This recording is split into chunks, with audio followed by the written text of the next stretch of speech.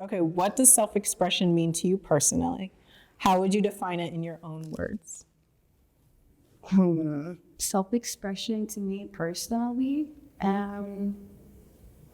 oh gosh, it's in everything really that I do, from just like the way I dress, the way I talk, the way I communicate or connect with other people. It's self-expression to me is so deep. It's that, like, it barely scratches the surface, you know? It's so much deeper for me than that. Okay, for sure. I guess self-expression is like being able to just be you without worrying what anybody else thinks. I think we live in a time in society where you have actually a lot of young kids that express themselves completely through fashion, through what they do and how they act. And then you have a lot of older generations that are kind of like locked into how you're supposed to behave and be, and even dress. Yeah. So I think self-expression is just kind of breaking past that barrier. Yeah. And just, expressing what you feel inside and what you find is cool. Yeah. And what looks good. I was about to say, In all aspects, like you're saying, it's on every single aspect. Yeah.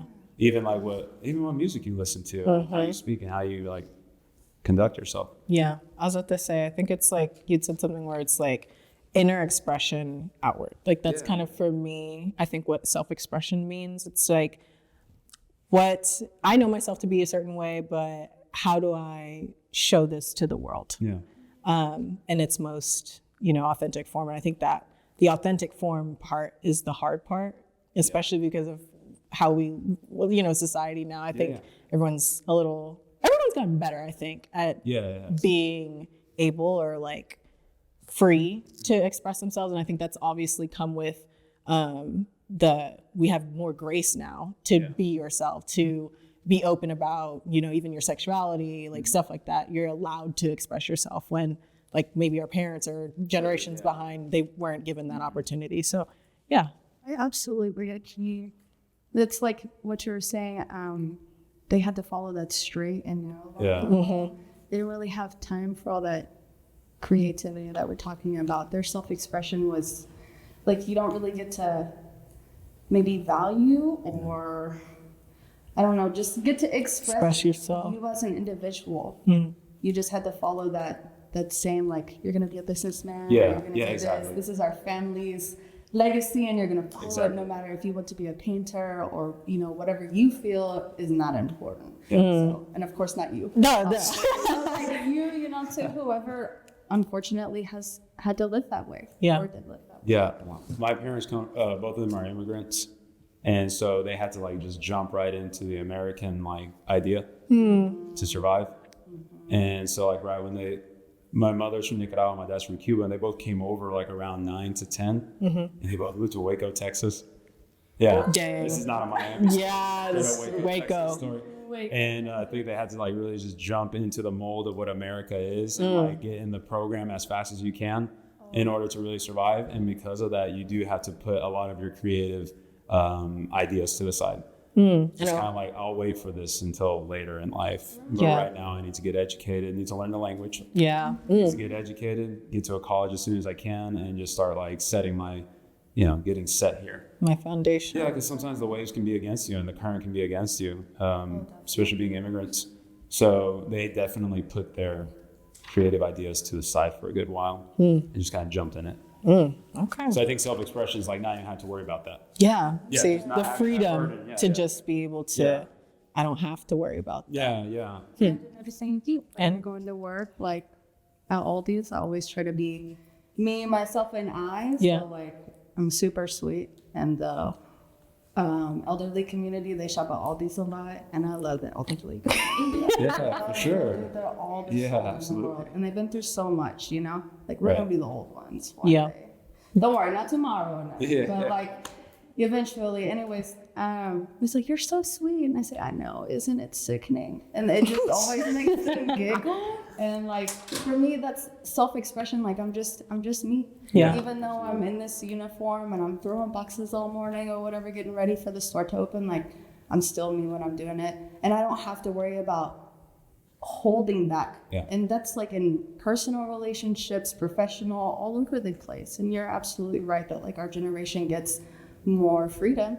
Otherwise we wouldn't have like so many gay clubs. There's just so much pride in everything that we do. And that's really beautiful to see. No, I can feel you all the way. Like, since I'm a chef, like a lot of people have this idea that chefs are all like real uptight, Right. and real intense, Right. especially all these series that come out. They're fun to watch. Don't get me wrong. Oh, like Netflix. Yeah, and all these movies and stuff like that, or just shows. And so, like, I remember getting into the culinary field, and I was thinking, like, man, God, I hope it's not really like that, because I'm not really like that. Right. And yeah, there are some chefs that are kind of that way, and I think it's just the amount of pressure that they all feel. But anyways, whenever I had the opportunity to do my own thing, man, I don't want to be like that at all. Yeah. Like, even if that's like the norm. Or the norm of the mold, I don't want to be like that one bit.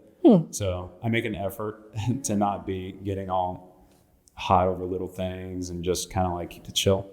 Yeah, try not to fit into the stereotype. Yeah, and that's self-expression. Like, that's just purely me. Yeah. I'm not trying to like fake it. It's like, yo, this is how I am. I don't want to like, Huh. Okay. You gotta find fun in all of it. Right? Yeah, you do. Absolutely. Yeah. Okay, I'm gonna move on to this question because I think this will be very interesting to hear from both of you. Okay, so reflecting on your childhood, what are some of the earliest forms of creative expression you engaged in? How have they evolved over time? Yes, girl. Mud pies. Oh, I'm not even kidding you. Like mud pies, girlfriend, with like a little flower in the middle. I don't really know what I was making for my mother, but or dad at the time, but I honestly couldn't tell you who I was making it for. Someone I loved in the moment. But mud pies are like if my dog in the back would go dig holes. My father hated that. I get it now as an adult. But yeah, just like filling that mud hole up with water and having my own little, like, I don't care. I just want to be in it. Yeah, so cool. definitely. It's evolved over the years. I like to flip over rocks and like admire all the insects and the things that freak me out. So have you seen the I Instagram still dude that does that? Or whoever, there's like some Instagram people that do that, like, let's flip over a rock. Oh my gosh. Yeah, on like Instagram. Randomly just like, Yeah, flip over and this then they'll rock. identify all the critters that are under it. Not exactly that have I followed, but I found someone on Instagram that has like all the insects in the world you can imagine. And one of the bits he does, or like a video, is paper mache like gently placed on her face, and then it'll flip the video and it's like actually the insect, and like some of these moths are like this big, and it's like centipedes. Oh, wow. Yeah, I'll show y'all later. But like, Interesting. Okay, so mud pies. I was about to say, that was a thing. Things that came when I was real little. Oh yeah, girl, like I love the mud. Huh. How's that evolved over time? Like, what is that? Do you think that turned into anything? Like, or just that freedom to mess in the mud? Like, what? Yeah, really the freedom part, and it, just kind of goes back to the first question a little bit with self-expression. But the way that the mud pies have evolved for me is I try to take how I felt in that moment, and like even though it's chaos in this mud pile, like maybe I get bit by a bug or like swallow one or something like that, or like mom gets a rash because I gave her one. Like there's so much chaos unseen, but I'm really focused on the fun. So over time, it's like with anxiety that comes through is kind of like the mud, and it's like I still am gonna get excited even if it's like real muddy and Real messy, real muddy. Yeah. because like after that you gotta rinse off, and I just kind of try to follow my life in that way. I'm having fun. Huh. Yeah. What about you, Andres? I actually used to draw comics when I was a kid. Huh. Yeah, I had a character I used to draw. His name was Octi, and he was an octopus. Straight up. Just straight up. And I had comics. I still have them to this day next to my bed, like in a box, like away. But yeah, I would do comics. I would staple them all up, and I would give them to the kids in class. And like kids would be waiting for it sometimes. Oh, yeah, I wow. used to draw a lot as a kid. Yeah, my brothers being an artist, like I kind of would see all like the equipment he had, and pencil and stuff. He's older than me, so I would just kind of grab him and start sketching on my own. And in class, probably why my grades were so bad, I would sit there and just draw Octi on all these adventures. And honestly, it was a huge rip off of SpongeBob. like definitely would get like a big cease and desist letter. Oh, wow. Like Nickelodeon one day. But like Squidward. no, he was really happy-go-lucky. He was like short and like kind of like round, not like long like Squidward. Huh. But the adventures, I think the humor, I would just rip it right off of like cartoons I was watching at that time. Huh. I was about to say, so that's where that came from? Yeah, I grew up watching a lot of cartoons. My mom and dad would like go find a tape of like, I swear, 6 hours of like Looney Tunes. And I mean, they were super involved parents, but they'd be like, all right, Go watch. pop it in. Me and my brother would just sit there and watch like Looney Tunes nonstop, and Tom and Jerry and stuff like that. Okay. But, yeah, so I just started drawing a lot. How's that evolved over time? I have some ideas of how I'd like for it to like evolve. Like, I'd like to actually do a comic series based on restaurant life, and I would like to almost like publish them at the shop.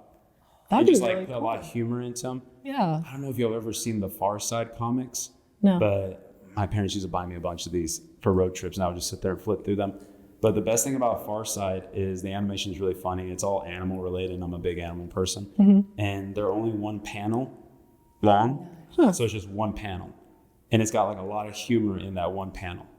So it's the kind of stuff you'll find in like Sunday newspapers. Yeah. Anyways, I'm like, oh man, that'd be tight to take that idea of like being able to put that much humor, or just like a scenario humor, and doing it for like the restaurant, right? That'd be a really dope idea. Yeah. So I haven't really let go of that, I guess, or the art or the drawing, cartoon. But yeah, that's what I used to do a lot when I was a kid. Wow. Oh man, I was about to say, if I earliest form of self-expression. You know, it's funny because I used to, I don't know if my sister remembers this, but I used to trace like little what are those things? The coloring book. Like you get like a coloring book thingy and like I'd like trace them. And so it started off like with me tracing them, and then like I'll color or I'll do whatever. But then I started trying to like learn how to draw. Yeah. And then I used to have, I was really into drawing like earlier on, and I would get the drawing. There's a horse book. I don't know if it would be if you remember it, but there's like a book that was like how it teaches you how to draw a horse. And so I would just like sit there and practice drawing horses or like tracing horses. So you can draw now? No. No, that's my horses look like sick in the head. Horse, you can just like, no, wow, but that's a horse. Yeah, but like, you know, it's I didn't really like stick with a lot of things when I was younger, but I would like toy with things. So like it was like drawing or learning how to trace or learning how to sketch. And then I went through a phase where it was like fashion, like I forgot what it was, like Polly Pocket or something that we had on the TV, and it was like fashion. So I was like really into that. And then I got there was like a fashion book, like a book where you can like put together outfits.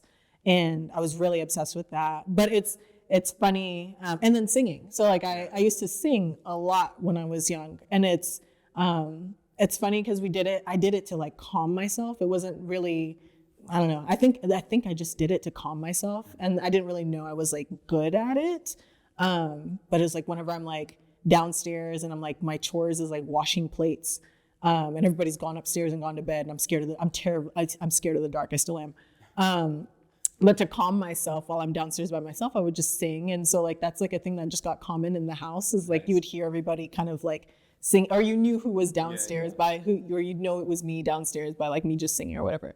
But anyway, like that has evolved over time. Like now I'm getting back into singing. I think I took a very hard like pause when it came to creativity and stuff like that. 'Cause it's like, also my parents are immigrants, and it's like, that's not the first thing that's their focus, you know? So it's like grades, go get your, get your stuff together. And so it's just like, it's like that thing where it's like, put away the childish things. Yeah. And it's like, I hate that. Like I hate, it's like, so it was like, put away the childish things. And so like, I don't know how it happened. And just like, you just stop doing it. Yeah. And then you adult. And then I've now just entered this phase in life where I'm just like, man, what do you like doing? Like, what is it that you enjoyed doing when you were little? So these are questions I've been asking myself, and it's like, it's been interesting to like try and go back to that place again. Cause the last time I was doing that was like when I was like 10 or like 11. So it's like, man, I'm 27 now, and I have to, let me go back, years to just tap into that child again. And it's been a very interesting place, It's a fun place to be. It is a fun place to be, And so, yeah, I guess that's tapping into your inner child, for sure. So I think this, okay. So which forms of creativity resonate with you the most, and why? And I'll start with that question first. So which forms of creativity resonate with you the most and why? Writing. Writing. Yes, I journal every day. Okay. Well, I haven't been very consistent for recent. But writing is very, very important to me. I'm very in touch with myself, like all my emotions. I was gifted this little leather book, I don't know, like maybe 4 or 5 years ago. But it's been my journal ever since. And yeah, I love to write. What does it do for you? Like, I'm interested to tap into that space with you. Well, it's like another form of self-expression, and like for a while when my mental space just like was not okay, I would just write first thing in the morning. It was just kind of like a dump. Like I just needed to dump out all this mess in my brain, whatever it was. And sometimes like, I started like slam poetry. So like things just come out. And the most rewarding part is being able to go back on a day and know exactly like how you woke up. Maybe in that moment when you're writing, you're not like, I get to look back at this like in 2 weeks. And, we all obviously go through several phases of life. Like it just really never stops. We're always evolving and, all the ages, the decades, everything like that. So it's just really unique and eye-opening. And it's so many things to be able to look back. And then for other people, like I love to write letters. It's my way of communication with That's cool. Yeah, with my grandma. I love that. My dad and a few others, It's so cool to see someone else's writing. And like, another reason that's like more heartfelt, I guess, for me personally is like we're in such a techie stage in the world. Everything is so tech. Look at all this tech. There's tech everywhere, like tech is this big inside of our pockets. We're wearing tech with the mics and all that. And I don't know, it just takes me back, and when my hand aches after writing so long, it's like a weird, good sensation, Like I loved writing class. At the end of the tax test, I don't know what your, BS tech. Yes, tax.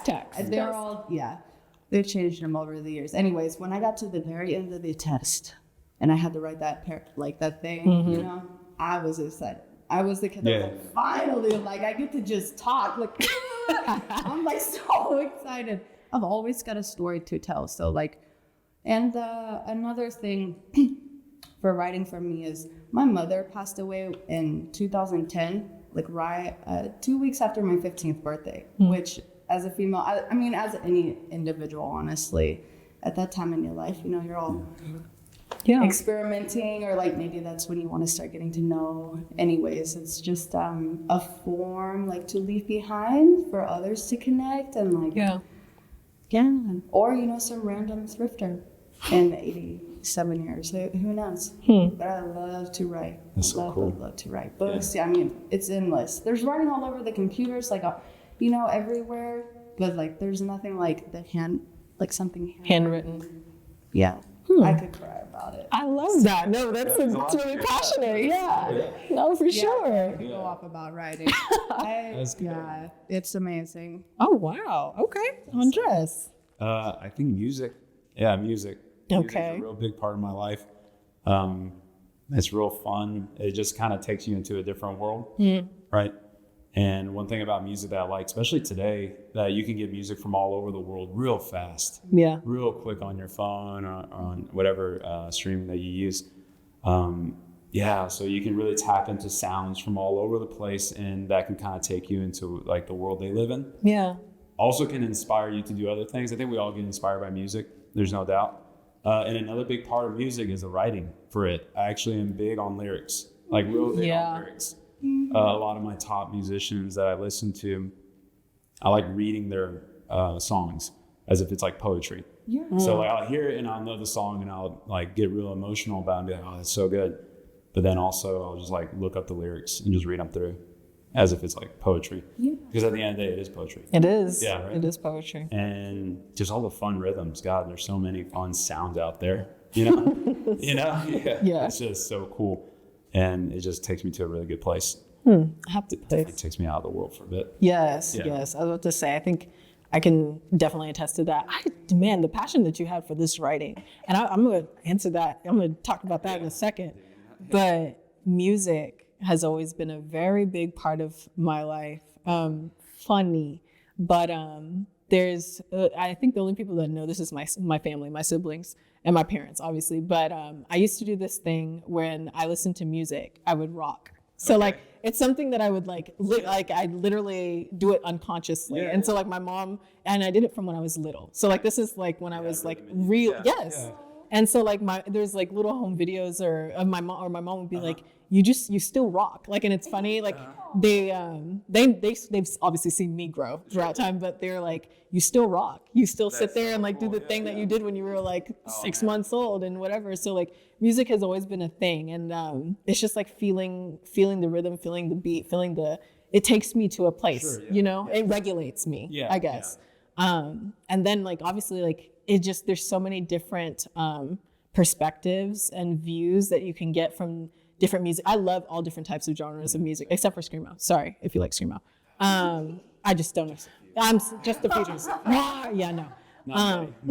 Just a few. But it's just interesting to like, you tap into that person's like place. And so it's just, I don't know. So it's a way to travel without having to travel. I think, I don't know if it's David Grohl from Foo Fighters, but somebody once said like, it's interesting to be singing a song on stage and to hear like 10,000 versions of that song being sung back at you, right? With all the different, stories that they have to tell. Yes. All the fans like hollering it right back at you in their own way. Yes. Or with their own experiences. Yeah, it just resonates differently. When I saw that, I was like, God, I never thought about that. That is really intense. Oh man. Yeah.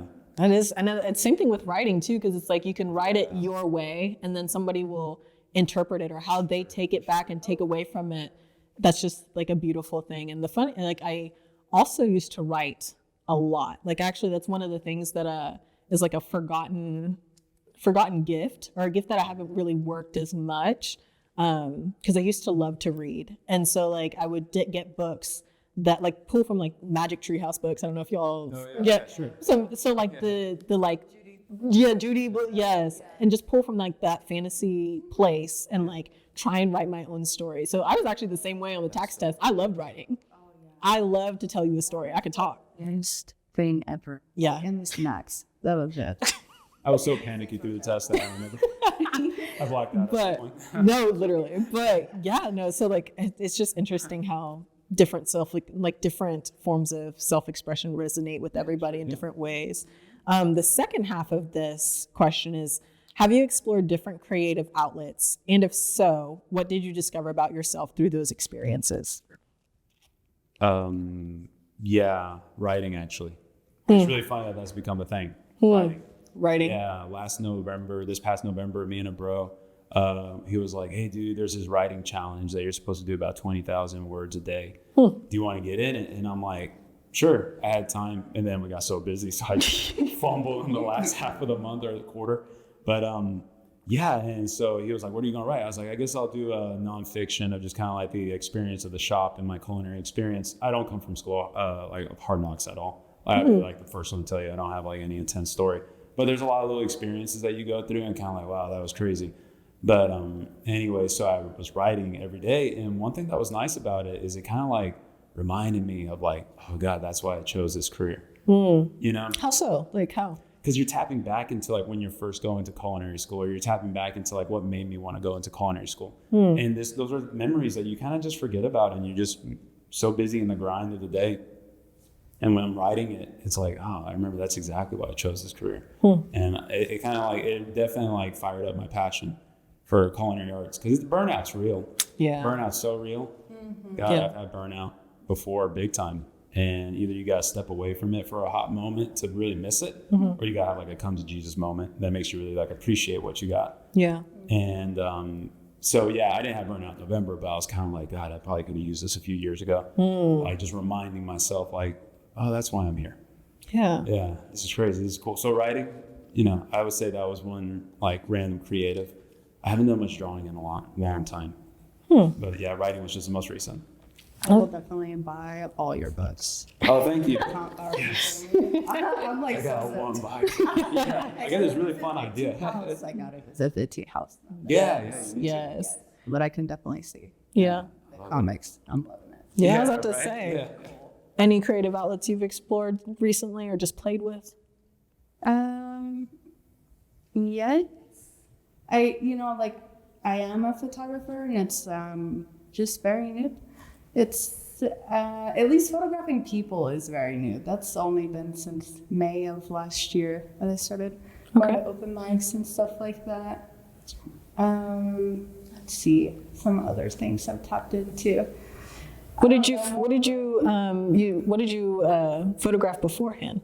Oh, I did food photography for a little while. And it was really cool. Yeah, it was cool. But at the end of the day, food doesn't, I mean, I like to eat it.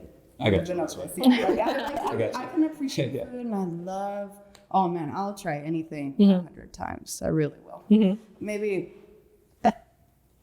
So yeah, I did food photography for a little bit for a restaurant here in Dallas, and it just wasn't the best fit. And then something happened in May last year, and instead of like my life taking this trail that I was doing, it took a hard left and then like a couple little twirls. Anyways, I landed at this open mic because I didn't want to be all like sad about, you know, the situation. Yeah.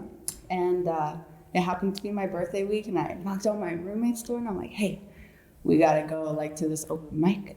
So we went to this open mic, and it was cool, and everybody was back. And then I started bringing out my camera, and I had a lot of days where like, oof, those pictures were so weird looking. I don't even know what was happening. Probably lack of confidence, but yeah, that's just been the new thing, is photographing people and just really getting out there and testing more of the creative aspect. That's like testing my ability to approach others and like tap into their creative spots and just kind of be like, do we have anything in common? Do we have similarities? And yeah, just photography's been a really big, like it's really popped off. Oh wow. Since May. It's been a lot of fun. I love that. Learning every day. Of course. Every day. Of course. I take 800 pictures and keep 50. Like it. Yeah. Oh, but I was about to say, I love that you you got into it. Like I think that's the beautiful thing. Like, and I wish a lot of people did just like jumped into. Oh, it was absolutely terrifying. Like anything new you do, you're just like self-doubt, or comparing yourself to others, imposter syndrome, whatever the case may be. But just getting out there and like, I don't want to say force myself, but at the end of the day, it's kind of like I had to force myself to go to those open mics and like get myself hyped up, or invite someone to like kind of buffer my anxiety, and we'd like chat about our anxiety, so whatever. But just bring my camera along and just have a good time. Even if it doesn't come out great, it's like great, another learning experience in my pocket, and it's just opened up so many doors. Yeah, it's truly. Oh. Okay. All right. So, this is going to be very interesting. Okay. How has your cultural background, upbringing, and life experiences shaped your approach to creative expression? That's the first part of that question. That's the first part? Oh. Yeah. So culture, it doesn't matter. It doesn't matter. That's very good. Okay. Let me hear the question. Can I phone a friend? Okay. Yeah. How has your cultural background, upbringing, and life experiences shaped your approach to creative expression? Oh my gosh, that's so many things. Not just background and upbringing, and the whole world of experience. It's people for me. Like it's people from all over the place.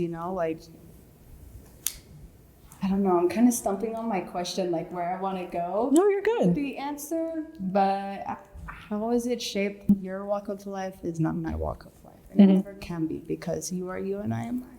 Yeah. And so for you and everybody here, behind the scenes.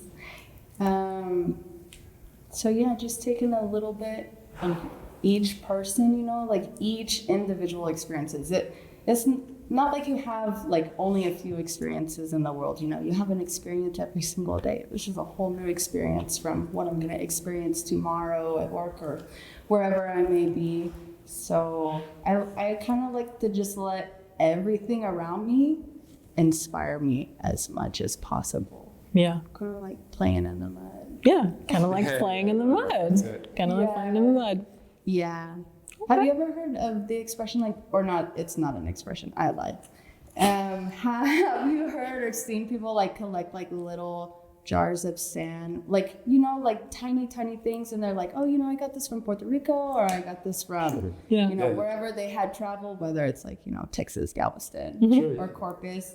But I like to take that, but like my experience of with every individual. Does that make sense? Yes, it does. So even like being in traffic, you know, like there's some kind of experience from everything, and I just I get inspired so easily. Really, my heart gets inspired. So it's kind of crazy that we're in this little heart studio. Yes. Because I really lead with my heart, so everything just really like draws into that for me.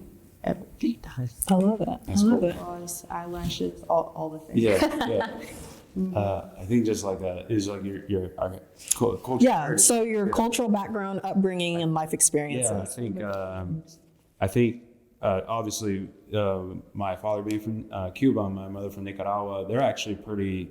I'm really mixed. So on my mother's side, my great grandfather, that would be her grandfather, was Palestinian, and he moved over to Nicaragua when he was like 19.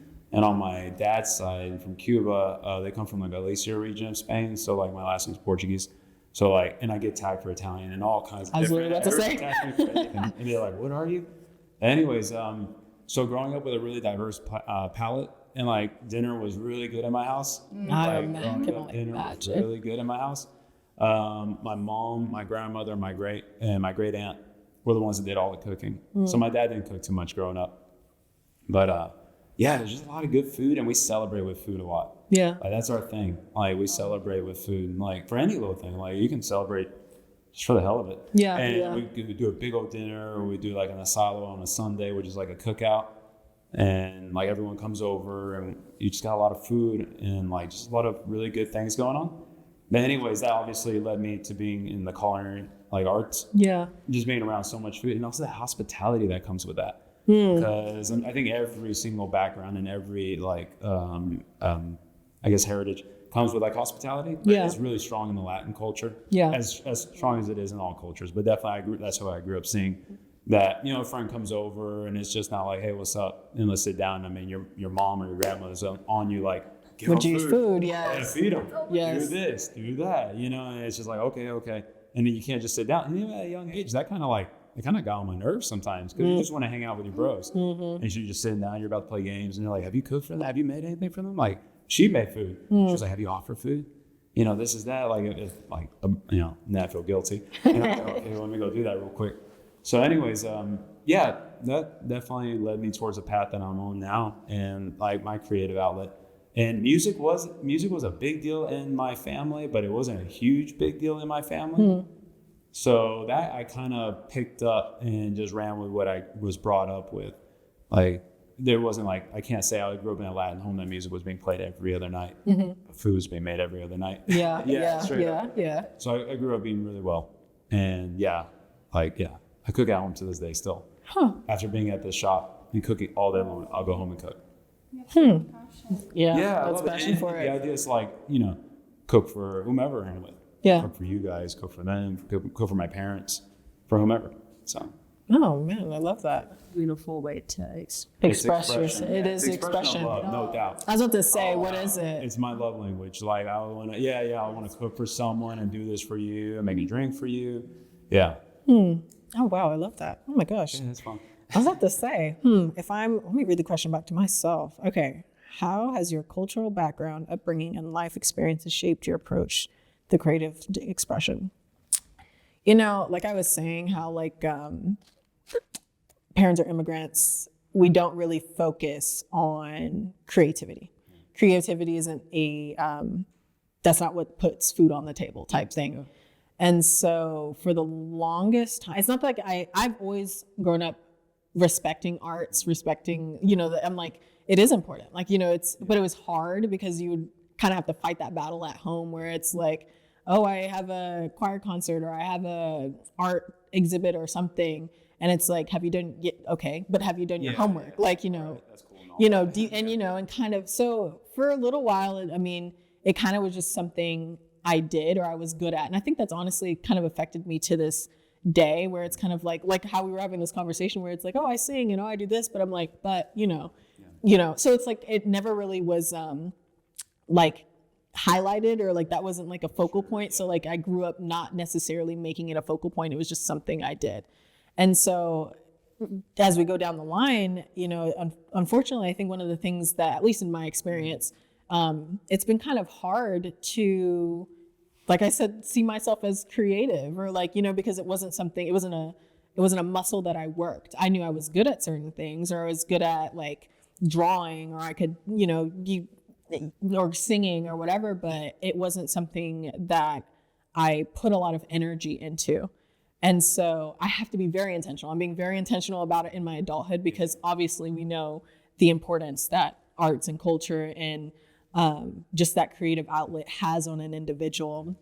It is your form of self-expression. I feel like that's something that maybe for a lot of immigrant children, or first generation children, you know, it may be kind of hard for you to find that place. I think we are kind of the ones that are making that groove for our kids and for the future, because it was kind of like not like a fight, but like that's not important. Like, you know how you had to have that conversation with your parents. Some people did. No, yeah, I had to have that. Oh, how did they react to your? I was gonna say, you're saying this. I'm like, man, I actually went through that. Really? Yeah, my parents, I don't know, man, I'm so lucky with my parents, like super lucky that them being immigrants and me being first generation, my brother, we both like. And everyone went to university in my family. Mm-hmm. And then me and my brother come up and like, I want to be an artist. I want to be a chef. And my dad's like, what the hell? What happened? Yeah. And like, we're real studious though. Like, I just fart around school a lot. But right. Like, my brother's like mad studious. And yeah, like we had to have that conversation for sure. It was a big conversation in the house. My brother was showing talent in art ever since he was a kid. Yeah. So I think that was kind of like, oh, looks like Stefan's going to do, his name is Esteban. So I was like, oh, it looks like Stefan's going to do art. Mm-hmm. You know, so I think they were ready for that. They accepted that. Probably popped the question on, or my answer in high school. Like, what are you going to do, Andres? And I'm like, oh, chef. Like, okay. Yeah, so it was a little bit of a tug of war battle, but man, I got to be honest, like I'm real blessed with my family. They're like, if this is what you want to do, go for it. Like you definitely got to go to culinary school. You got to dedicate yourself real hard to it, you know. And this is before I even had anything to do with the family business. As a matter of fact, I was trying to move away from Dallas and go do my own thing. Yeah. And they were super supportive about that. So it's not like they were like, well, he can always do the shop thing. Yeah. Not at all. So I've been really fortunate, like super blessed and lucky that my parents, for being immigrants, were just like, yeah, what you want to do? Like, go for it. Yeah, man. Barely any tug back. I mean, there was a little bit of a tug of war, but it wasn't that much. Yeah. Yeah. I was about to say, at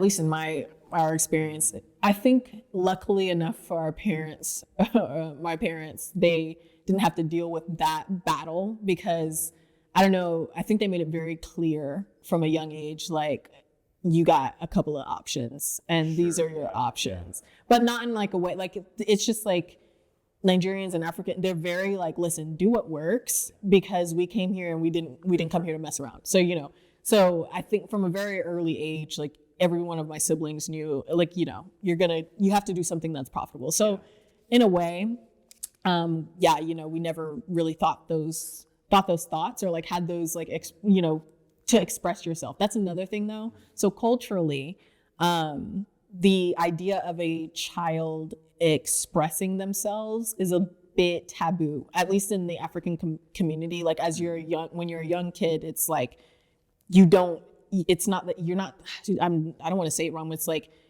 you don't shine. Like you need to learn from me, like do what I'm doing. Like, it's like a very like, this is when in Rome, this is how I said to do it. Yeah. Don't stray from this. And they, you know, that's kind of like the expectation, is to not go against the grain. Like, so I didn't go against the grain, not because I didn't want to, but I guess just because that's just like, I'm a nurse. And so it's like, when people hear about like Nigerians, like, oh, are you a nurse, a lawyer, a doctor, or whatever? And it's like, you know, I didn't go against the grain. So luckily my parents didn't have that headache, I guess. But I think that that's something that a good amount of, at least I can speak for the African community, like they had to like really fight to have that form of self-expression, and like when you sit there and you're like, oh, you talk to your African parent, it's like, Mom, Dad, I want to do art. Art for what? Like, what is art going to do for you? Like, and it's like, and you know, you're seeing they see you as you're like a lost soul or something.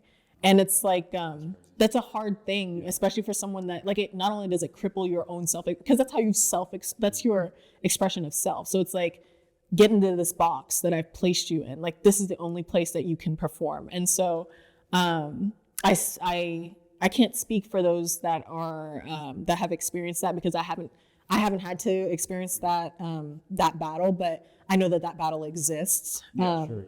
And so culturally, I feel like for me, it has made it, I couldn't imagine, honestly, like having an arts background or having like doing something for the arts, like as my like job. My parents would lose it.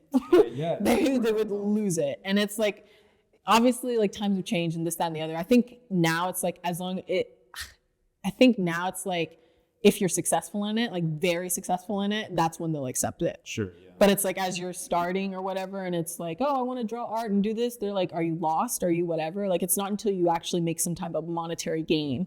And unfortunately, that's kind of how some backgrounds will see it. Like it's not necessarily going to be something that's respected as an art form. Granted, there are, they respect the arts. Like they think it's a beautiful thing. They love music. They love art. They whatever. But it's like for your child to do it. Especially moving over to America. Yeah, I think that's the thing. It's a big old move. Right.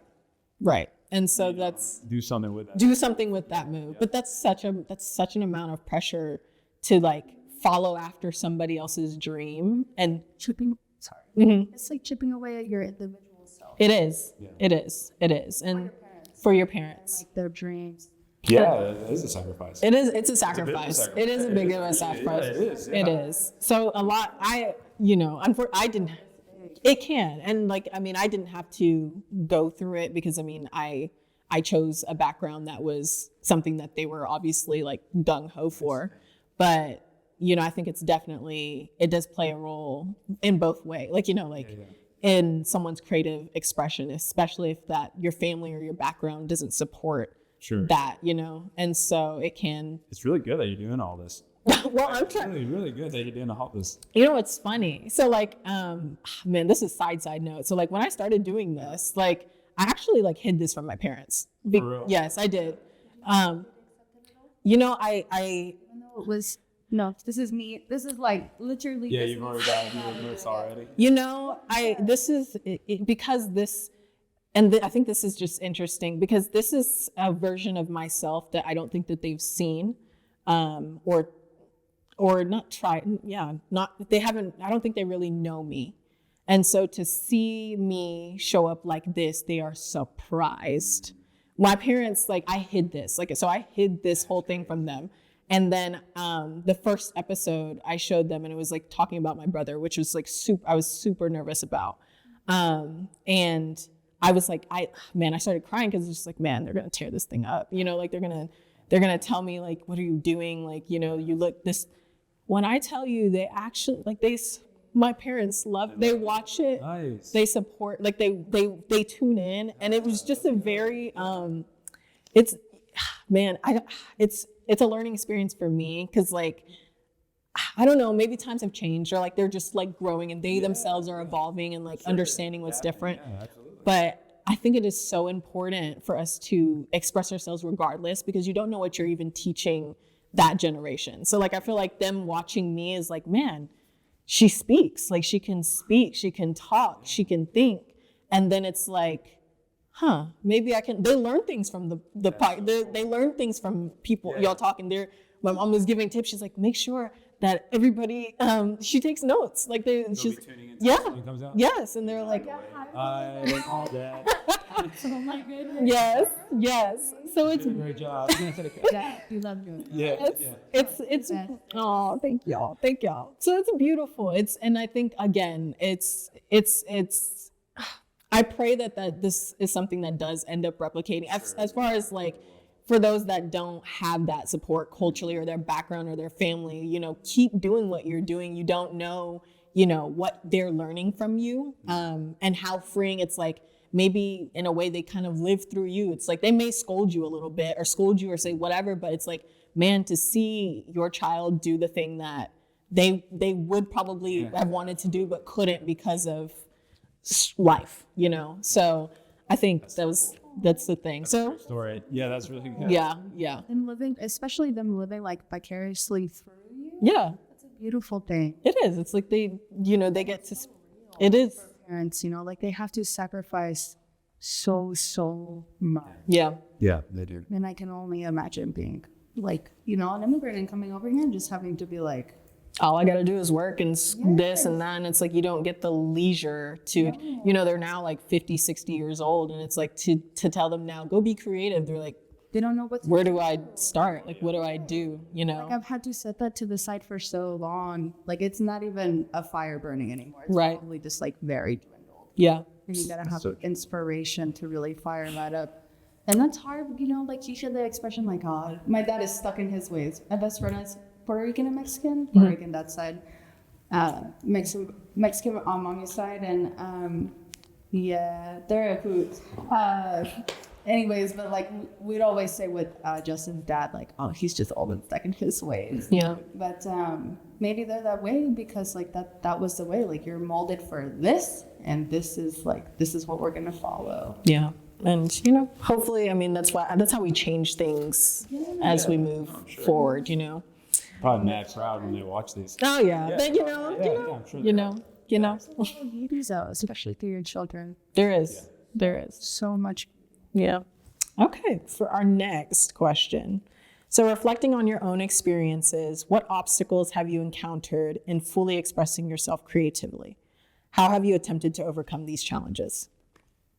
I'll just jump on this real quick because I definitely felt this big time.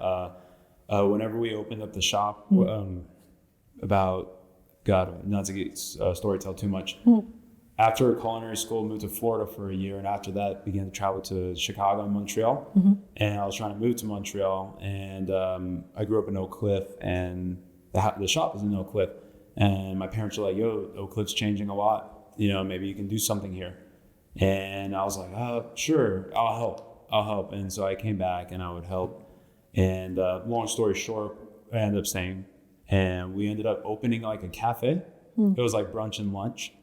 And it was really cool, and I liked it and all. It was a mold that was easy to fill, and it was kind of like something that was being done all over Dallas. Like coffee shops were popping open everywhere. So I was like, let's get on that wave and let's surf that wave. So it was kind of safe, right? Yeah. Because everybody else was doing it. And then we started kind of evolving the menu to this afternoon tea thing. We were kind of just doing it as a side gig for like bridal parties and stuff like that. And I had no idea what afternoon tea was until somebody was like, "Do y'all do afternoon tea here?" And I was like, sure. And so we just Googled it and we read about it, and me and the family, and Daryl's our front of the house manager, and Alex knows Daryl, but he's like a dude I go way back with, like to elementary school. Oh, wow. Yeah, but he's a psych major. He's a writer. But he helps us as front of the house manager at the shop. So anyways, we got together with Daryl and all of us, and we're like, all right, this is what afternoon tea is. So we started working on that menu. And I kind of definitely felt really unconfident there. It was kind of this uncharted territory of like, I don't even know what we're doing, but we can maybe develop something out of this. When COVID hit, Daryl and I got together and we were like having a meeting. We closed for a year. We did a bunch of renovations to the shop. We took advantage of all that time, and we just did all these little things that we've always wanted to do. And when we did that, Daryl and I were like, okay, let's do away with the brunch and lunch menu. It's fun and all, and yeah, it does work. But we can get real creative with this afternoon tea menu. We can make it into a multi-course menu, a chef tasting menu with an afternoon tea tower. This is that, make it super seasonal. And so we dove into it, and because of that, I was super confident about the idea, but I also had a lot of lack of confidence because I was like, God, this is uncharted territory. Like, I think this is going to work. I hope it works. Yeah. There was a lot of I hope rather than like, oh, I'll know it worked. So just jumped into it real hard. And yeah, I think that kind of forced me to, when you lack confidence in what you're doing, I feel like sometimes it forces you to just drive it even harder. Yes. Right? Just kind of like, all right, we're just going to have to drive it harder and really like get creative with it and make it a spectacular event that you come to rather than just like, oh, here's your tea tower. Deuces. Yeah. Right. And so like the last menu we just did, that's why I'm real proud of this menu. It's like, oh, it was Valentine's Day. So let's do February Sade Adu themed music. And it's not a season. It's like a music form. Yeah. And all I did was I popped on her music one night and I just started writing recipes. And like, I would just take song titles and write them as my courses. Wow. And vibe off that real hard. And anyways, so it's kind of just like leaning all the way into it at this point. Yeah. And it seems to be working really well and people seem to really like it. And it is a vibe and it's an event that you come to rather than just like, let's burn up 2 hours having tea. Mm-hmm. So, but yeah, there was a huge obstacle of confidence. You know, I was really nervous. I mean, God, when a review would pop in, whether it be a 5 or a 1 star, I mean, we've gotten those before. Man, that just kills your confidence. It does, and you're just sitting there staring at it, reading it over and over again. You got to reply to it. And man, thank God at this point, I'm comfortable where I'm at and I feel like it's working, but still staying super humble because those reviews can kind of like someone can crop up and you're like, oh God, yeah, you gotta try better. Yeah. So it's always like pushing to become better. But the obstacle that I faced was just doubt. A lot of doubt. Yeah. Especially with, not to make this a long-winded answer. No, go ahead. Freaking business ownership and the management that comes with that. I did not go to business school. Right. I went to culinary school. They taught me how to cook and that was it. I think they should have done more, but whatever. But anyways, yeah, man, my confidence was so bad in management. And I'm like, I don't know what I'm doing. Yeah. I have no idea what I'm doing. I'm just going to learn as I go. Google a lot of things, talk to a lot of friends, talk to my family. My family supported me all the way through. They've been like my counselors, my role models are my parents. And like my therapists are my parents and my parents, right? And so like, yeah, that helped a lot. I was about to say, the doubt killed me. I'm right there. I'm right there. It took me to burnout. That's what took me to burnout. Oh, really? Yeah. It was that doubt. It was that doubt. It was just like the fire that starts. And that was my biggest obstacle I faced so far. Thank God everything else has been chill. I'm real blessed. And like I said, I don't come from a school of hard knocks. And not everybody has these intense stories. So I would never claim hard knocks on me. It's like, no, man, with that guy, that girl's going through that, I ain't going through nothing. Yeah. Right. But yeah. Was it just learning to trust yourself or learn to trust God? Learn to trust God and your support group. Yes. If you got a solid support group of friends, family, if you're religious and you do go to God, man, lean in that support group big time. Big time. So that is what got me through it. I love it. Just like leaning all the way into that. And, all right, everything's going to be okay. I'm going to work hard and push hard, but I think everything's going to be okay. Yeah. That's it. Oh, I love that interest. Long-winded answer. But no, I love that. Obstacles, and that's the biggest one. Yeah. Yeah. Oh my gosh. Okay. Yeah. Oh, I'm so proud of you. Yeah, I was about to say Thanks. Thank you.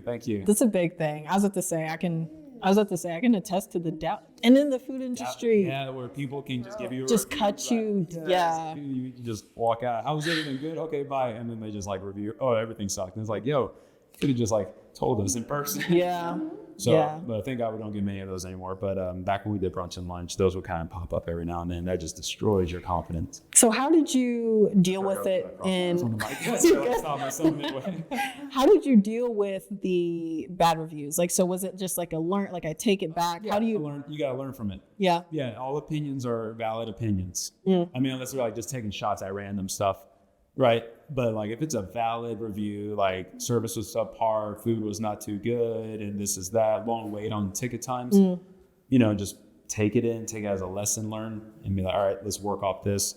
Definitely have a meeting with all the staff and not like, this is what we got, but it'd be like, all right, guys, we got to step up here, step up there. Sometimes they don't even got to know about the bad review. You just got to let them know, like, hey guys, we got to work a little better. Yeah. Harder. Because I'm not going to put the burden on them. Yeah. Be like, you see this? It was you. Yeah. I'm not going to be that guy. Yeah. So, yeah. So, yeah, thanks. Yeah. No, I don't want to be that guy. So it's like, let's just all kind of try a little harder. Yeah. We're all going to be okay. Yeah. So that's the only thing you do is take it as a lesson learned. I was about to say, because man, I struggle with this, like even with doing this, because I am not, people, please know, I'm not, I don't do this.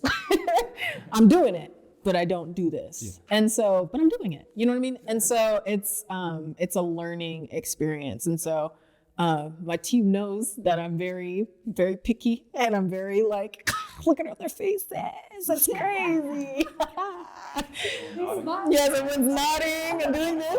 But I'm very picky. But it comes from, I think, it's passion. It is. But it's like my obstacle in this is, learning to not take things personally. Yeah.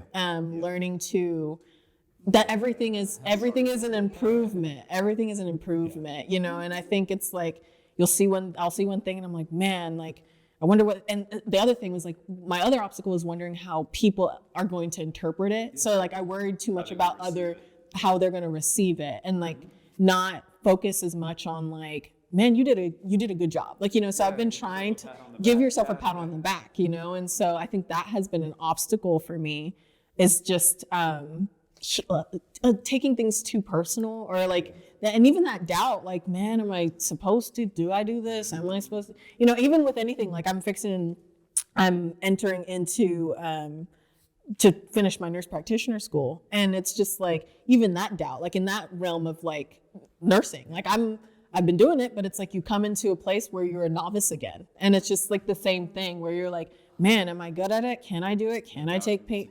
Yeah, and it can, you know, and so it's like learning to have grace. So that my answer to this whole thing is like having grace and like recognizing growth. And just try to have fun in the process. And try to have fun in the process. That's one thing. With all that doubt, man, I would just miss all the beautiful moments of a day. Before you know, like 2 months have gone by and I'm like, all right, where the last 2 months go? Yeah. And everyone's got all these fun memories. Like, you don't remember that? And of course I remember, but it's like, you know, I was worried. Thinking about the little things so much. No, I Same. don't. So like now I'm like, all right, chill, just enjoy day to day. Just enjoy the day to day. Golly. Okay. All right. Reflect on a time when you faced a creative block or self-doubt.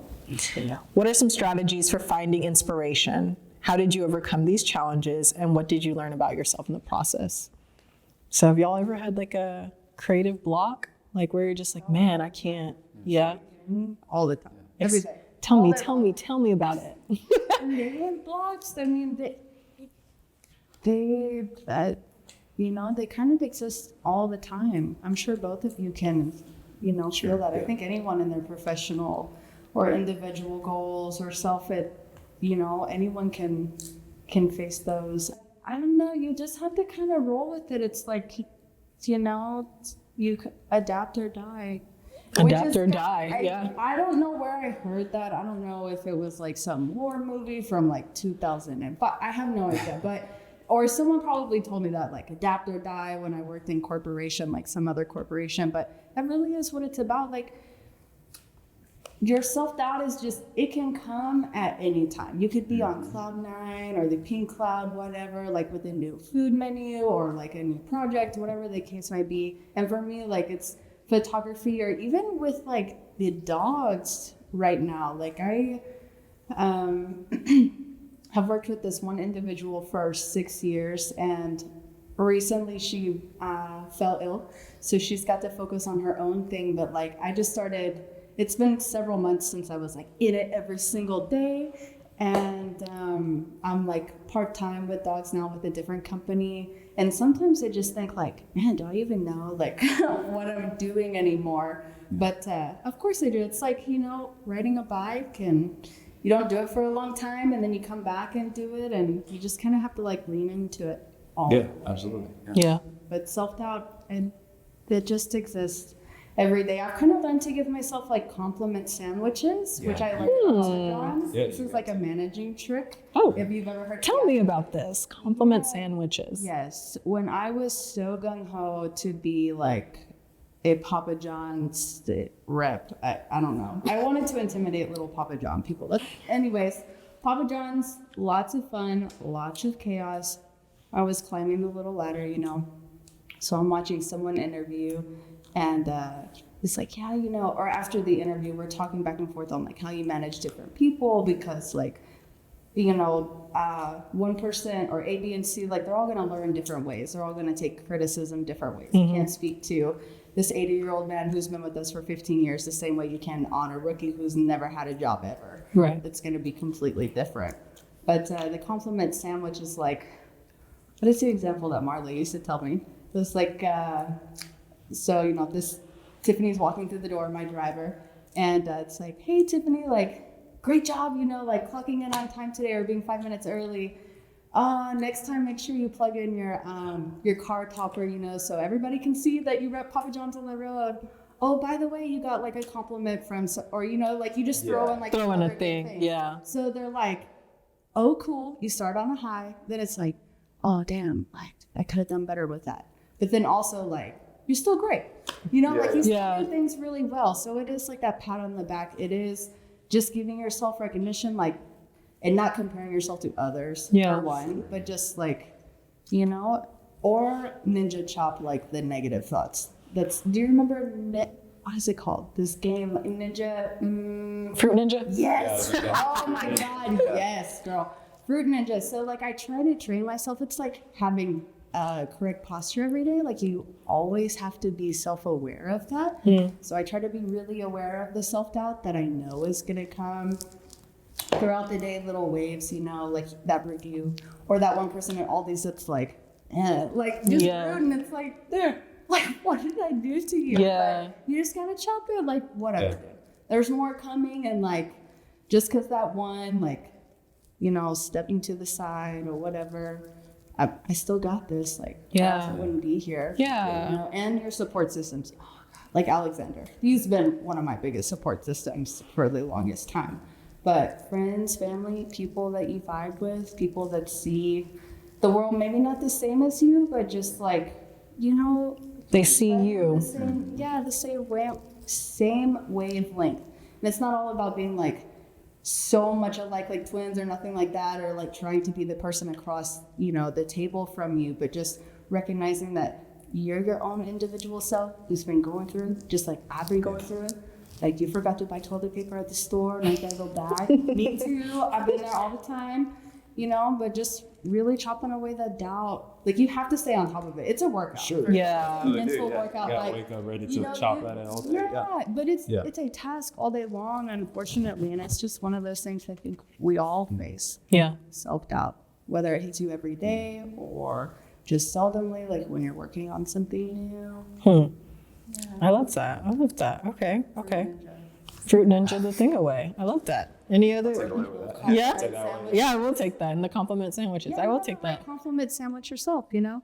Absolutely, yeah. I didn't do great on this. That's cool. I still rock this, and I did that, and then you get to learn constant improvement. This came from Papa John's too. I'd be stealing all their acronyms, but it really like even though that corporation did me dirty in so many ways, but it's just like, you know, like dancing in the rain.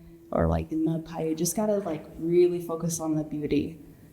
Yeah. And for me, like photography is like going into that doubtful all the time. Even though I've learned a whole lot in the last few months, it comes. You can't help it. Yeah. We're all little perfectionists in different ways. You know, you have your thing that you really, really love, and or you're really passionate about, so you're really, really, really, really picky about it. Like that's cool, but just remember, like it's okay to slip up. It's okay. Yeah. Down the slide, you know, like whatever it may be. Well, I'm going to piggyback off of that. So how do you balance the desire for self-expression with the fear of judgment or criticism from others? That's like the first half of that. So how do you balance the desire for self-expression with the fear of judgment or criticism from others? I just keep going. There's no other choice. I just keep going. I have to keep going. I've been like in my worst day already, so like nothing can really beat that. One of my worst days, mom dying. Yeah. Like I remember that morning, you know. Yeah, I remember it all.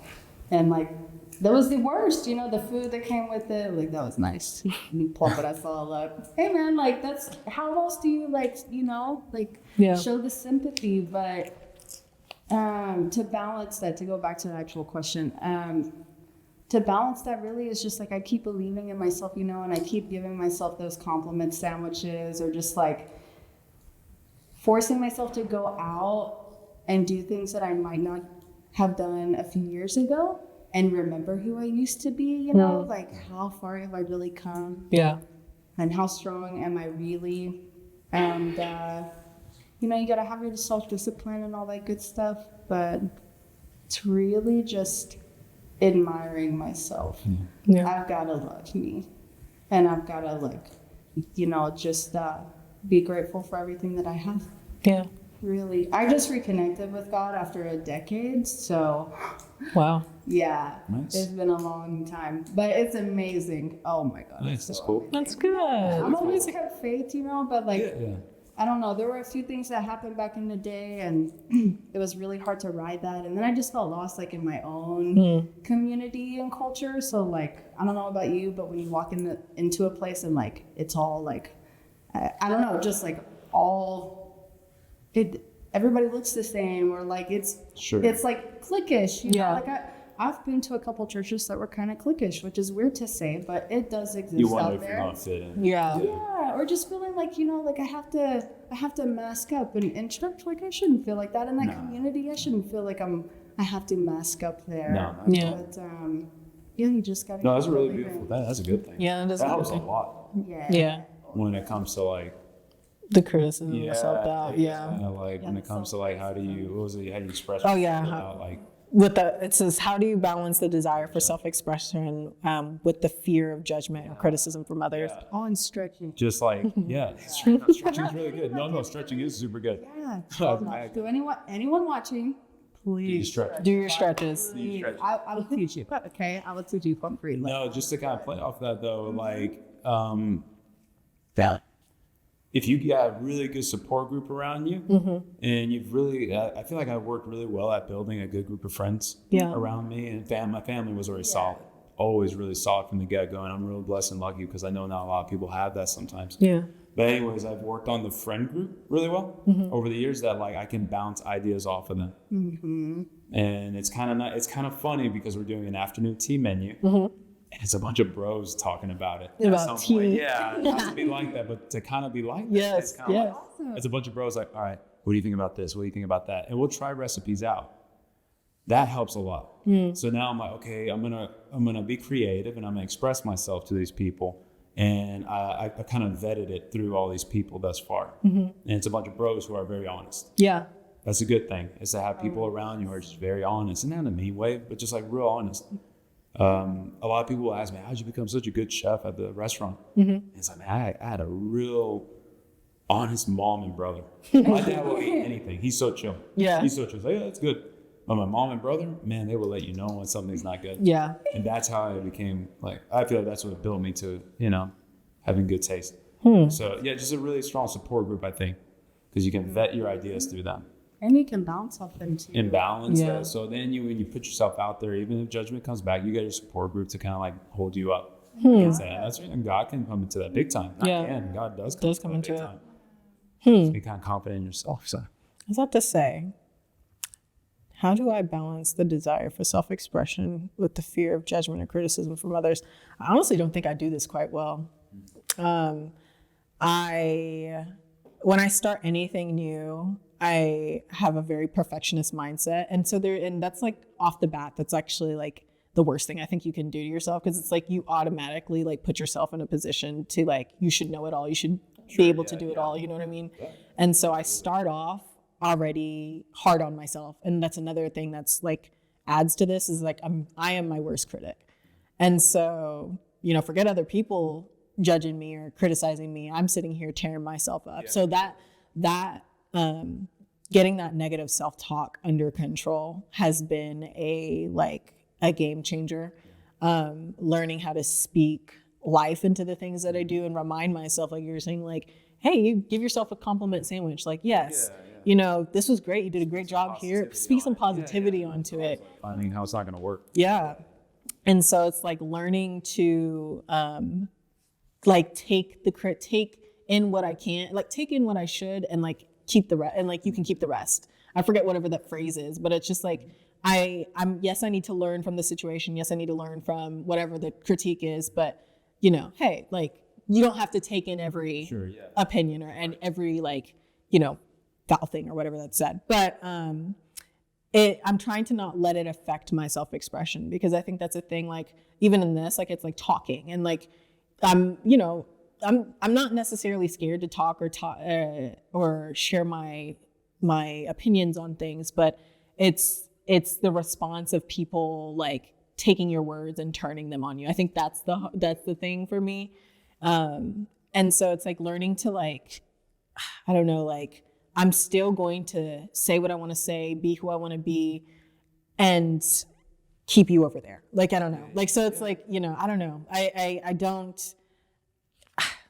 but I don't think I'm doing it the best way. It depends. There are certain situations where I'm like really good at being like, no, I think I'm good on it, you know? And then certain ones where, you know what it is? I think it's just because it's like a little lack of self-confidence in whatever that area is. So like if I'm starting something new, like versus something I've done for years, like, and that's obvious, like you're obviously going to feel like you're going to, naturally gravitate to want to hear what other people think about a certain thing, like especially like if you're starting a new menu, you kind of need the opinions of other people to kind of play off of that. But it's like, how do I take, your opinion and like take from it and grow and be chill, and grow rather than getting it personal. And so that's the thing. I think that's not taking things too personally and learning, That's the beauty about creatives and arts is that you kind of find the beauty in imperfections rather than trying to be perfectionist, which can kill creativity. Right. Because that's what it was for sure back in the day, just trying to make everything perfect. And it was really killing the creativity in me. And my brother's the one that taught me that. Huh. He was like, man, you really got to find it. Him being an artist, I mean, he's lived in it. He's like, you really got to find the beauty in all the imperfect moments and all the imperfections. Like, okay. Wow. And being aware of that, because it's like you hear it and it's like, just take this. And it took a moment, know? Yeah, like I was like, okay, sure. Sure, yeah. And then like still jumping right back into it. And then suddenly I think COVID did a lot for that. It did a lot in that in my life. Like it was like everyone saw their own mortality during COVID. And it was kind of like, dude, I'm over stressing about so many little things. Like I really got to just take. It was a wake up call. I got, and don't worry about what I don't got, and just take really good stock on what I got. It was a wake up call. It was a wake up call. For sure. Yeah. For sure. So, yeah. Geez. Okay. All right. We're going to move on to the next. Okay. What role does vulnerability play in self-expression and creativity? Super vulnerable to express yourself. Yeah, a lot of people struggle with that. Yes. I'm really open and I'm really, what the heck? I'll just throw it out there like, it ain't going to bother me anyway if I tell you how I feel. Yeah. Not in a mean way. Yeah, no, for sure. Oh, well, So, yeah, but some people are really, really shy about being vulnerable. And I get it too. There's certain things that I'll get real vulnerable about, but yeah, you gotta be so careful with that because if you're just fearful to open up your heart and fearful to just kind of be like, oh, this is who I am, this is what I like, and this is how I feel about things, then you won't be expressing yourself. It does take that leap of faith. It does. Just kind of open that box. Open their heart up. Yeah, like, yo, this is what I stand for. Yeah. Right? Yeah. What about you? What you think? You kind of have to trip over like, I don't know, some of the losses that come with vulnerability. Like you might lose friends, or I don't know, you could lose and gain a lot in vulnerability. And it's that unknown, like jumping into the sea, you're just like, what is underneath me? Like it's cold to the left and it's warm to the right. Like, which way do I go? What's the best route for me? Vulnerabilities in everything. Yeah. You just Self-expression. really have to. Yeah. It is, and everything we do. Yeah. Every little thing we do. Yeah. I was about to say, I don't think you can truly self-express yourself without being vulnerable. Yeah, it takes, I think that's the only place. Yeah. It's a little bit of opening up. Yeah. Yeah. First you have to get vulnerable with the person in the mirror. Yourself. Man in the mirror like Michael Jackson. Jackson. Absolutely. Someone did open mic, or I can't remember his name. I remember you though, and he's amazing. But he sings Michael Jackson when it comes to open mic on Monday nights. But getting used to the person in the mirror, like vulnerability with the person in the mirror. But person in the mirror, really though, it's layers. It's an onion. You have to start with yourself. Like you gotta love you. You gotta be in touch with who you are too. Like who am I really? Am I the facade that I've been putting up because I haven't wanted to actually be vulnerable? Is that truly who I am? Like what really drives me? Yeah. Am I actually doing all of this because all these people are doing it? Do I do it for me? For the kitty, the bills, whatever the case may be, but you really, really have to start with you.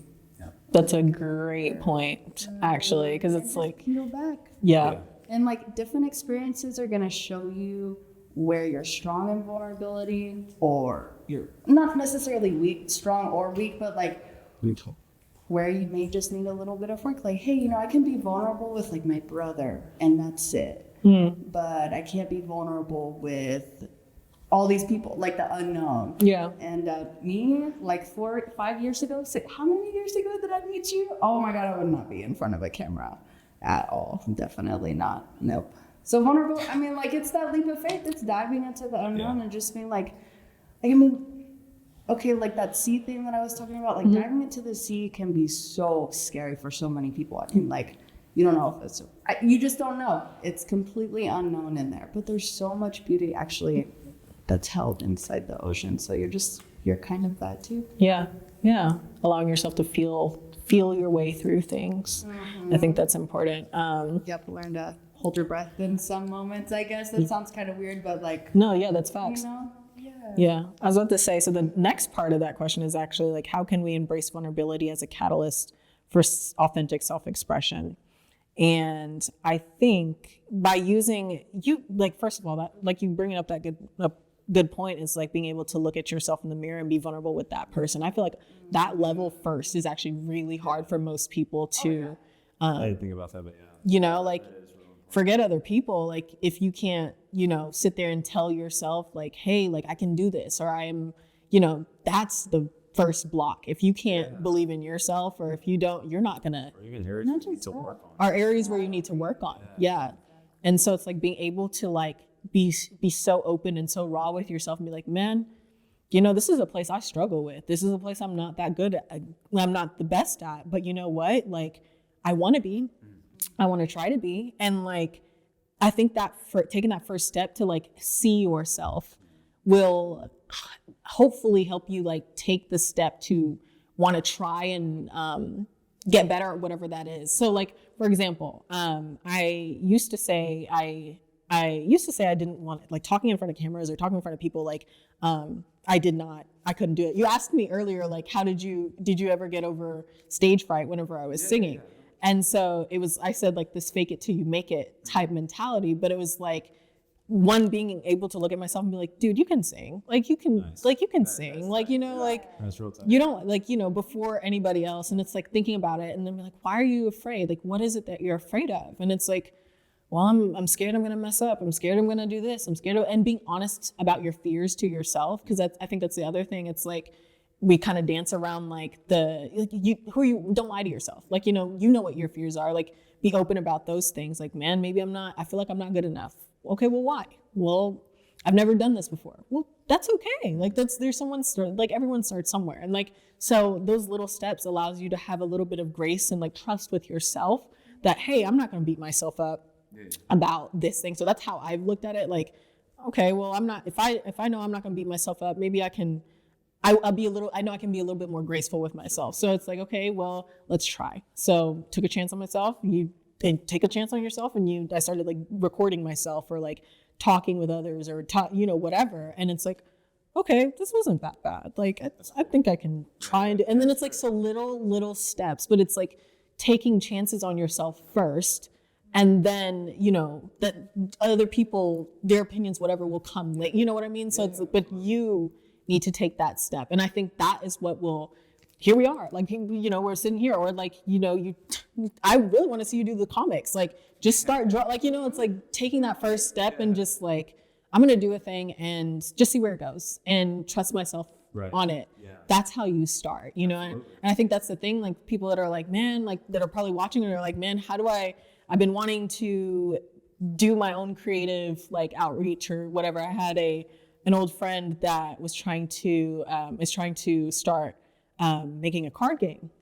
And it's just like stuff like that. Like, it's just like you taking a leap of faith or a chance on yourself, like, and just leaning into that space where it's like, man, I don't really count myself as creative. Like he used to say, like, I don't really count myself as creative or whatever, but I'm like, dude, you having that thought is enough. Like taking a chance on yourself and trying to do it, that's the first step. And then when you continue to do those things, you'll turn around, you'll blink and you're sitting here, Yeah, even the photography thing, like you just took a chance on yourself. You said, I'm going to do it, and I'm going to accept that I'm probably going to mess up sometimes, but I'm here. Yeah, girl. There were plenty of times where people asked like, hey, I saw you with your camera. Like, can I see the photos? I was like, oh no, girl. All out of focus. Like, I didn't have the contrast right. Like, you're just a shadow. Yeah. I'll see you next week. But you just like, well, last week kind of sucked, but no worries, because I'll just be there next week. Like Monday's gonna come around and I'm gonna have do it another again. opportunity, and that other one doesn't even matter no more. It's just a lesson learned, and like it's in my back pocket. I love it. And so we're gonna end with this question. How has self-expression contributed to your overall well-being and sense of identity? A lot.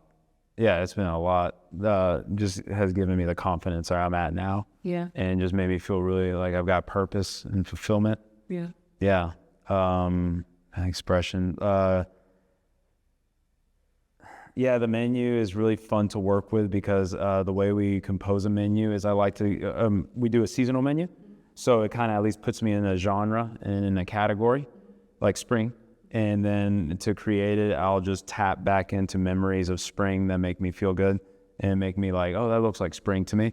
So this new menu is going to be the stages of plant growth.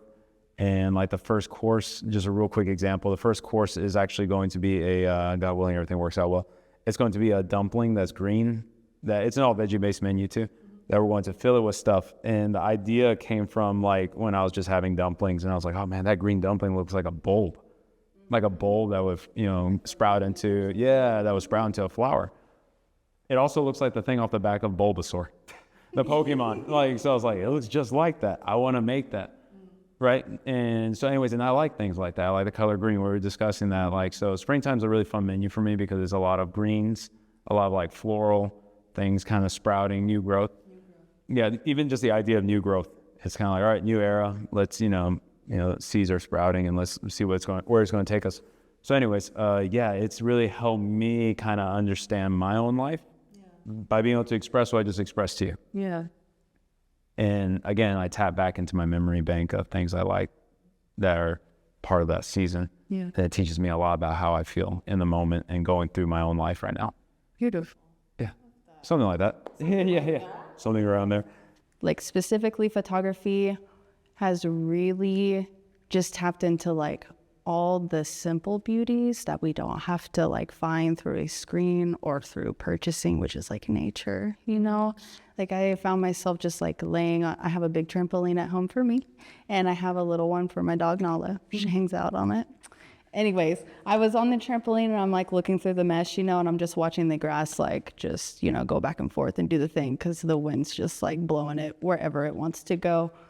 And I've just, through the lens, like it's not just the lens of like photography and all these cameras and stuff, but like the lens of like my eyes and your eyes and everyone else, like it's, the creativity is like what I live for. Is what makes me want to live. Yeah. It is. Yeah. It's what makes me want to live. It really is like, imagine life without creativity. It would be so bland and boring. Like we wouldn't have Jojo here, like we wouldn't be doing this thing. There wouldn't be all these people, but it's really played a big part into my well-being. Like, cause I'm not alone either in my self-doubt. And this conversation has taught me that too. I already knew that. Obviously, like every individual, like if I'm going through some BS, like sure, millions of people are going through BS right now. But like just knowing that even though we all come from different backgrounds, in all different ways and have all these different dreams and all these experiences, like we still have so much in common. Yeah. And there's creativity and everything is so creative. But my well-being like has really progressed a lot, especially with the open mics, like the vulnerability, everyone's creativity in all these different ways. Like people just bump into the music, not caring because we're all like in a safe space, But yeah, it's just given me a real big boost of confidence. That's for sure. And like to just walk and be like, like you're not the only person who's like been sad today or who's like facing some kind of trauma or whatever. Like the creativity has just brought so much more beauty to my life. Yeah, so like when shit happens, like I've had a flat tire twice in the last week, and Gabriel, thanks for patching it up. It's been holding up air. Anyways, like I saw that and like I remember slamming my door shut, but it's like even that, there's creativity in that. Yeah. Does that make sense? Like the creativity and well-being and all that, it's just, it's made everything so beautiful. I can't imagine the world without it. And I love that. I think that's where we'll end. All right, sounds good. Okay. I love it. I love it. Hi, I'm Jessica Treviso, the manager of the Bathhouse Cultural Center. The Bathhouse Cultural Center is a division of the City of Dallas Office of Arts and Culture, and we provide free or low-cost art activities and programming to the Dallas community. So we do a little bit of everything here. We do dance, art, theater, music. So if you have a chance, come check us out.